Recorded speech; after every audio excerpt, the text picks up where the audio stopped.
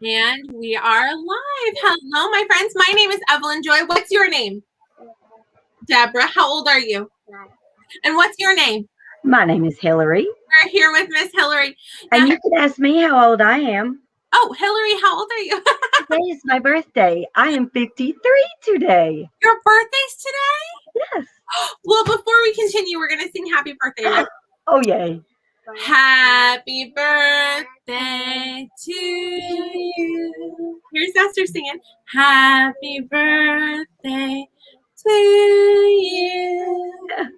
Happy birthday, dear Hillary. Happy birthday to you. Oh, you just made my day. Thank you. Thank you. Well, Miss Hillary Yes. is my friend. We're friends because we're VIPKID teachers. The first way I met you was you said some really nice things on YouTube on my comments, and then I added you as a friend on Facebook. Right. I encouraged you to start teaching on Outschool. Yes, she did. If you want to play iPad, it'll have to be in the other room. Do you want to? Yeah. Okay. Go to the other room and close my office door. Say happy birthday to Miss Hillary. Thank you, girl. You made my day so special. Her birthday. Yeah, that's today. Yeah, very cool. Thank All right, you. guys. All right, so that way we teachers can discuss. So those are my girls that Hillary teaches, right? Love them. And I wanted to talk to you today. I was chatting with you over Messenger. Then I wanted to talk to you on the phone, and then I was like, "This is helpful information we should put on YouTube, right?" And Very. some of it is tips and tricks that some friends of mine who are VIPKID teachers and Outschool teachers, they've been sharing a little bit on YouTube. And I've been thinking myself as a parent, and I wanted to share it with you and share it with any other Outschool teachers that may come across it. And it's the issue of summer bookings. Now, I teach Spanish classes on Outschool. I convinced Hillary to teach my girls on Outschool. So you teach, kindergarten, first grade, because Hillary was a first grade teacher in the public schools, and along with, I think you taught other grades as well, right? I did. Awesome, because I might get you to do some Second, third, and fourth. Well, awesome. I'll need you to do some second grade next year too. I'm here. Great. So I'll tell Hillary sometimes, if I need a telling time class or a counting money class, and she'll make the class. Well, I'm going to tell you some tips for the summer. I started to say it a little bit in the chat box. Last summer, I was just getting started on Outschool. Actually, I was hired for Outschool, but I was not confident to open any classes. So my friends who are VIPKID teachers were becoming Outschool teachers and creating one-time classes. And they were doing super fun classes like tea party classes. And I was signing my girls up. And I was signing them up for a selfish reason. I wanted to find out what is Outschool and how does this platform work and how in the world do I come up with my own curriculum? What am I going to do, right? Right. So made YouTube videos that's showing my kids taking Outschool classes that were like tea parties and stuff, so that then I can share it with friends like I did. I sent some of those links to you today to show you what a tea party class looks like, right? And so I wanted to talk about, in the summertime, you and I both have seen a drop in bookings because I teach classes, you teach education classes, and I wanted to talk about, there's two different kinds of parents, but also a lot of us parents are both. And one of them are the parents that are unsigning up for classes, and it's because we want to give our kids a break from all of the education during the school year, right?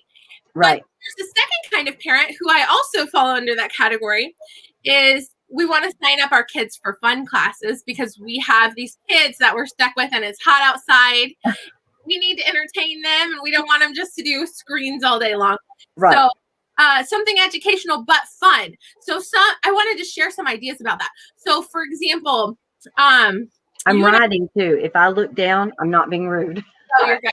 I'm jotting notes. You are never rude, Miss Hillary. So you and I, for example, we teach ongoing classes. I love ongoing classes because you sign up one time and you continue to take it every week. You get to see the same students each week. But a fun thing to do in the summertime might be to open up a few one-time classes to see how they book, to see how they do. And then that way, it's kind of like students get a sampling of your teaching style, right? Okay. So let's say you create some fun classes. So maybe you can still put education in it though. That's my favorite kind. If you take fun plus a little bit of education. For example, my friend was doing American Girl Tea Party classes, and I asked her if she could teach some sight words while doing that class. Yeah. Because I wanted my kids to practice sight words. Now, this was a year ago, so my kids are past sight word stage. But for example, you could read them a book, you could practice reading sentences or writing letters, but you could have it be like a princess tea party story time or something like that. Or tea party, sight words, or princess tea party math or something. So an idea is make some one-time classes. And once you post the one-time class, once it's approved, you can still it's a one-time class, but you can open up as many bookings as you want. Okay. Class once it's approved. And sometimes you'll have the same students come back for more and want to come to another princess tea party for another story, right? Right. And so you might want a different book if you have the same student or whatever. But anyway, that's an idea for you. So what I thought of for me, since I teach Spanish, for the education part, I'm going to keep the Spanish. And I was thinking last year, I enjoyed, my girls took like a superhero show and tell. And got to dress up as superheroes and show their toys or whatever. Yeah. I one time taught a Pokemon show and tell class. So I wore my Pikachu hat and my students talked my ears off about all their Pokemon things they want to tell somebody all about, and their parents are tired of hearing it, you know? Right. So I opened up one of those bookings to see if anything books. Now, I only had a couple students sign up. So all of this is kind of trial and error, see what sticks. And then you might have some parents request things. Like, for example, I requested of you maybe a tea party class. And you could give a story, because my girls, they have special, princess dresses they would love to show you. And they have their special tea sets that are breakable. So I only let them get it out if they have like a tea party class or something. And they love to have a tea party class with Miss Hillary because they enjoy your classes and everything. And I bet that some of your students that have unsigned up for your classes because they're trying to take a summer break, if they see that you post a tea party class, they might sign right up and be like, we didn't want to take a math class, but we'll take a tea party. You know what I mean? So, and then in the same way, in the same manner, last year during the summer, people who were posting fun classes were getting so many bookings.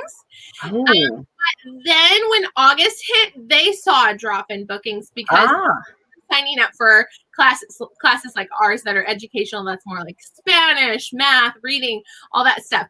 So I think smart and flexible teachers can teach some fun classes mixed in with their educational classes during the summer. Okay. Then kind of move back towards more educational classes during the school year, because I see it from the parents' perspective as well, because I'm the parent. So my girls were taking, telling time class, reading class, math class and stuff.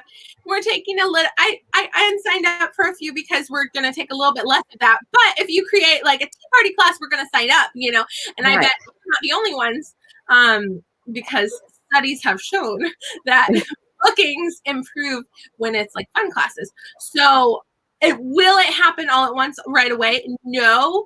I'm seeing that some of my fun classes that I've opened up have like one person signed up, whereas it can max out at 8 or whatever. But still, it may be a week or two from now, so more people can sign up. Or another cool thing is on Outschool, they say suggested class to take after this class. So you could set up a one-time tea party class and then suggest that they take your reading class after that. So you can get your ongoing class. So it's kind of like your one-time class is an advertisement for your ongoing class. Okay. just my way of thinking. I haven't heard anyone else say that, but that's kind of like my thought. For example, I have some one-time Spanish classes.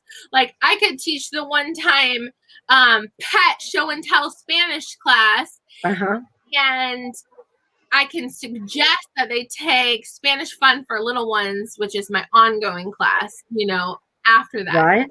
Or some of my kids that take my ongoing class, I can suggest if you want to take a one-time show and tell class with me, we're going to be learning that in Spanish, you know. So we can get some of the students from the ongoing to take some one-time, and from the one-time to get some ongoing to get more bookings. Okay, so if I like create an ongoing, I mean a one-time class, then I can go back like the next week and add on to it. Is that how I do that? When you are creating the one-time class, one of the options towards the bottom is suggested classes to take after this class. And okay, that's arrow, and you can drop down to any of your classes that you have already posted, and you can click it as your suggested ones for following the class. But also, if you've already created and posted a class, you can go in and edit it and change the description or change something about it. And I think it resubmits it for being approved at that point. Okay. Yeah. Okay, I'm writing this down. And is there a list, like a list of suggestions? Yes. Well, there's an email that goes out each week that's like requests from the parents of what's suggested. But I think, if you just think of fun things think of yourself as a parent, right? And think what kinds of classes would sound fun to sign your kids up for, you know? It might have, and some people use like Paw Patrol in the title, or some people use like or Princess or just you know, some people go that route, and then other teachers say, oh, I can't believe they're using that or whatever. But my daughter's 20. I'm sorry, what? Yeah. Or for example, you could do like Very Hungry Caterpillar book and craft, and you can do a craft to go along with the book.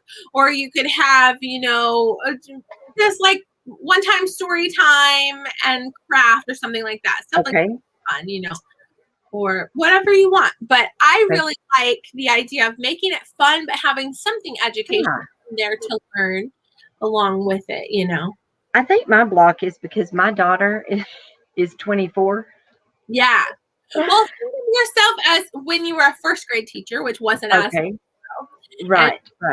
What were fun things that you did with the kids on fun days? Say it's a rainy day and you can't go outside to play. What do you do for fun with your students, right? Okay, exactly.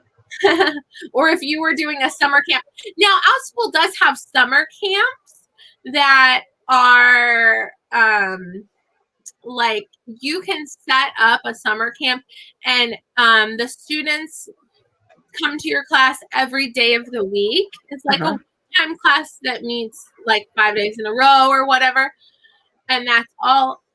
What I, as a parent, don't like about that, and as a teacher, is that, for example, if I sign up for a one-time class and it's $10 for the class, I only have to pay $10. If I sign up for an ongoing class and it's $10 a week, I only have to pay $10 a week. But if I sign up for a camp that's $10 per class 5 days in a row, I have to pay $50 up front. Right. And that hurts my wallet too much. So that's why I don't sign up for the camps, and I'm not as inclined to set up camps. But also, it's a big time commitment. But some teachers are real successful with camps. So if you're one of those teachers, that's like everybody's different, you know. So yeah, definitely. So I like the one-time classes and the ongoing classes. I do too. Yeah. Those are the only ones I've tried, so I can't really knock it till I've tried it, right? But me too. Those are the great ideas. And then also, there's a few Facebook groups that you can advertise on. I sent one to you. What's the name of it? You did? Yeah. See. It's Outschool Expo Unofficial. So there's 181 people in there. Okay. Okay. Some of them may be parents and some of them may be teachers, and you may be able to, post what your class is and see how it goes. They also have, it says here, they have Facebook Live on June 5th and 6th, 8 a.m. to 6 p.m. So they have other training information about Outschool on their Facebook. Perfect. Okay. Because there are some parents that want their kids in school every single day. Mm-hmm. And then there are those that do not. They want their kids to play. Yeah. Well, me personally, in the summertime, we're going to be going to splash parks and the zoo and stuff like that. But we are going to have some educational stuff or fun classes. It's like some days it's like 100 degrees outside. Yeah. Something fun to do inside. So we have, the parents that are unsigning up for educational classes because they're having a summer break. But then also at the same time, the same parents, they're going to start feeling like my kids are on video games all day long and I need them to do something different. Yes, they do. You know what I mean? Or like iPad or whatever, or maybe their kid is bored. So they might see, hey, my favorite teacher is setting up a fun class. Let me do that, right? Right. Oh. Okay. Fantastic ideas. Yeah. Very good. And this time last year, hello, Dani. This time last year, it was when, parks were closed. We couldn't go there. We couldn't do anything. And all these kids were sad and bored. And so we Outschool teachers, we brought the fun and the sunshine into a difficult time for the kids, right? Exactly. And so made it fun. Welcome, Dani. But that's pretty morning or afternoon better. Say that again. Morning or afternoon better, or is it just hit and miss? It's going to depend on the parents' schedule. So, for example, I was watching a video on Teacher Kasie. Shout out to Teacher Kasie on YouTube, Kasie. Anyway, I was watching her video this morning, and she was interviewing someone who teaches ESL classes on Outschool, and she said she opens ESL bookings early in the morning because those are more like China hours and stuff. Right. So people in Europe and people in Asia will sign up early in the morning, whereas Outschool, they may for that is Outschool. Sorry, for America, they may sign up for afternoon or evening classes. It really depends. Right. I'm gonna read what Dani says, and then I'll go back to that thought. I've added on some one-time classes, one every Tuesday until August. Hard to fit in with my ongoing classes. Yeah. So my friend Happy Farms, Dani from Happy Farms, check out her channel. She had a video with Teacher Kelly, and she's the one that gave me the idea to set up some one-time classes. So I would say I've set up my classes for like noon, 2 o'clock, 3 o'clock, and those have been times that have booked. Now, have they booked because of the time or because of the subject? I couldn't tell you, but those are the times that worked for me. So those are the times that I posted. I think I have some people that want to sign up for morning, but I think if it's early morning, you'll get people from like Europe and Asia signing up. And if it's like afternoon, evening, you'll have people from America signing up. So it really depends. For example, there's several different time zones in America. So it may be noon for you, but it might be 2 o'clock for someone else, right? Right. Dani says for Pacific times, I do later classes since it's earlier there and lots of kids in my classes are on Pacific Standard Time. So Dani, when you say earlier, what times are you talking about? Tell me what times. My times are the same as you, Evelyn. Oh, okay. Like 12 o'clock, 2 o'clock, 3 o'clock. I'm on Central Standard Time when I say those times. So those are the times I do. I've a little bit gotten away from doing the 12 o'clock classes, and I do a little bit more of the 2 and 3 because I sometimes like doing play dates and fun things with my kids. Dani says she does 12:30 to 4. Not 12:30. 2:30 to 4. So yeah. Okay. Yeah. So Thank you. yeah. So those are some observations that I have. Is that parents, number one, they want to give their kids a break from educational classes during the summer, but number two, they want to entertain their kids and have something for them to do that's not just screen time and laying around complaining about how bored they are. Exactly. Get up. Yeah, it's like 100 degrees outside, Mom. What am I supposed to do? Exactly. So it's like you can take a class, and especially also parents that are more education conscious might not want their kids to lose all of their skills over the summer. Like, right. You need to keep practicing reading, Spanish, math, and stuff. So if we can make those classes more fun, like make it like a summer theme, right, about it, right? Okay. So that they can practice those skills. Perfect. Yeah, we'll see if they sign up or not. It's I feel like we're seeing a little bit of a dip because it's the beginning of summer. When right. Parents are like, no more educational stuff. But as soon as the kids start to annoy the parents, I think we're seeing an increase again. Like, okay, this has been a couple of weeks of just video games. Let's do something different here. Exactly. Even like my student that was unsigning up for my class yesterday, she said, my mom feels like I should have a break for summer. She wasn't saying I want a break for summer. She was saying that's how my mom feels. Right. So you never know. She might say she misses Spanish class and her mom will sign her up again. So exactly. I hope she does. Yes. And Dani says, I agree. And preparing for school. Yes. For example, I mean, the best example I can give is my own kids, right? So my Deborah, she's going to be starting kindergarten age. So she's, she can take one class here or there. You know how she's a bit squirrely and all over the place, but it's good for her to practice. It's good for her to practice sitting and listening and turning on her ears and all those things. And she's learning to read. But next for us is going to be learning how to write because she can write a couple of letters, but she needs to come to my class. Yes. So so we're definitely taking the letter writing class starting next week. That'll be fun. And I will not be using shaving cream. Oh. I tried that day and it was like, oh no, we're not doing this again. It's fun when you have public school kids because they're spread out in the classroom. So you can go out, but not when you're online. Spreading it. It didn't work for me. I don't know, it works for other people, and kudos to you, whoever it works for, but it did not for me.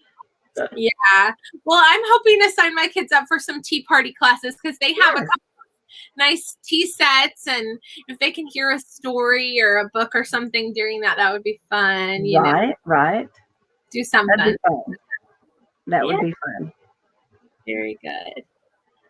That's cute. Yes. She a fun lesson with shaving cream. Yes, exactly. It was a great idea, I thought, but when I had the shaving cream, it was like on one of my whiteboards, and it was and then I forgot to have something to wipe my hands off with. So I had the shaving cream all on my hand, and I was like, You're like, I'll be back in 1 minute. Hang tight.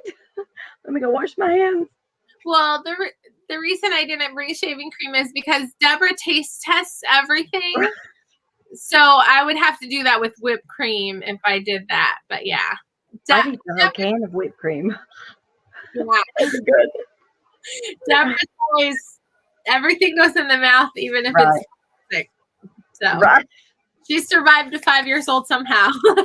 Exactly. That's good. Says you already said. Kids loved it anyway. Yes. They did. They had a good time, but I was like, oh no. Yes. It was fun though. Right, Dani, right. Thank you for joining us, Dani. So yeah, I think that's about it for our video. Okay. I was going to tell you all this information, and I was like, it would be better to share it on YouTube because absolutely. help another teacher out. So yeah. That's right. That's right. Yeah. Thank you so much, Miss Hillary. Thanks so much, Evelyn. We will see you soon. Bye, Evelyn. Thank you. Bye.